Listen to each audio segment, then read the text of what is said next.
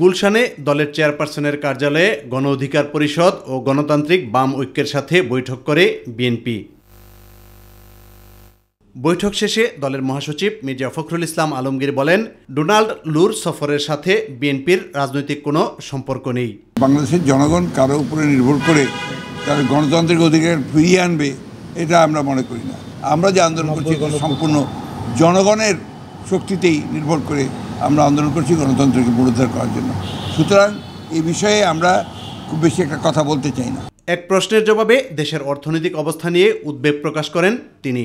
একেবারে ভয়াবহ পর্যায়ে এই যে খাদের কিনারায় গেছে এটা পড়ে যাবে আর কি। সরকার বিরোধী আন্দোলন জোরদার করতে কোন ধরনের কর্মসূচি গ্রহণ করা যায় এ লক্ষ্যে বিভিন্ন রাজনৈতিক দলের সাথে বৈঠক চলছে বলে জানান মির্জা ফখরুল।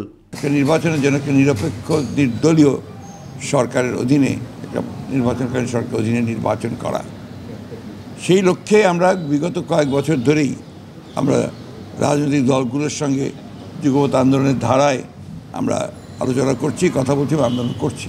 চলমান আন্দোলনে রাজপথে থাকার আশা প্রকাশ করেন গণ অধিকার পরিষদের সভাপতি নুরুল হক নূর।